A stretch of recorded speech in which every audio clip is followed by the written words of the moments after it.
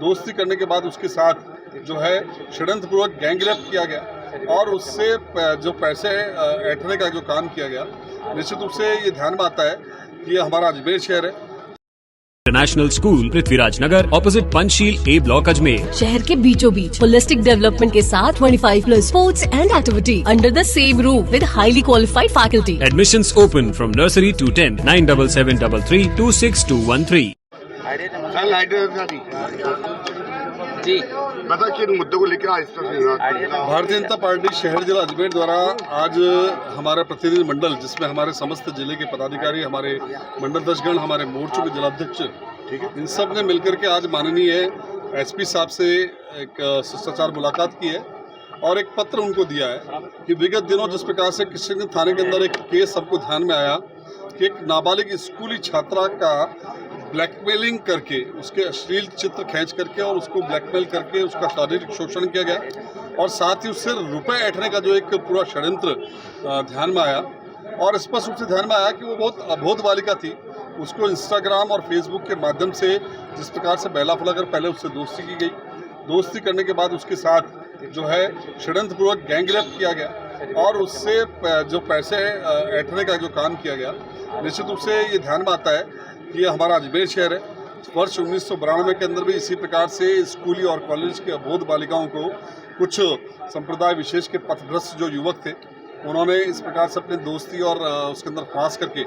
और हमको ध्यान में आया कि बाद में एक बहुत बड़ा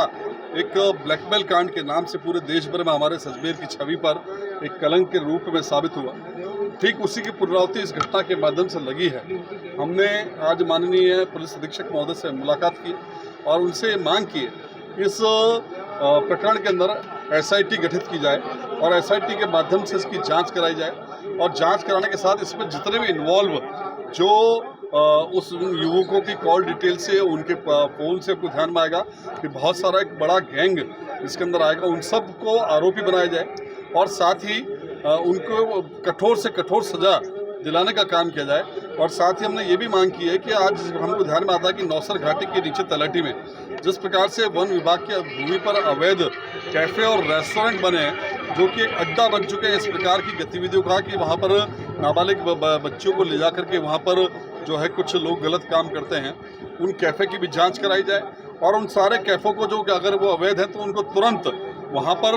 न केवल सीज किया जाए बल्कि उनको तोड़ करके और वहाँ से हटाया जाए और जो बिना लाइसेंस के चल रहे हैं उन पर भी इस प्रकार की कार्रवाई की जा करके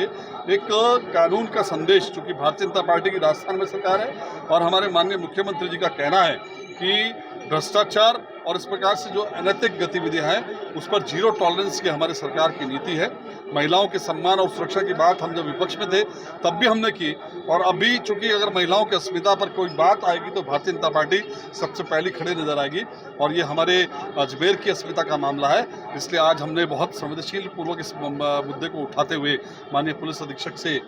मुलाकात की। उन्होंने हमको बताया कि इस पूरे प्रकरण में लगभग 7 गिरफ्तारियां वो अब तक कर चुके हैं और विशेष आईजी मैडम से बात करके जो इसके एसआईटी की गठित करने की भी उन्होंने बात की है। तो निश्चित रूप से मुझे लगता है कि अजमेर के अंदर इस प्रकार के जो उनके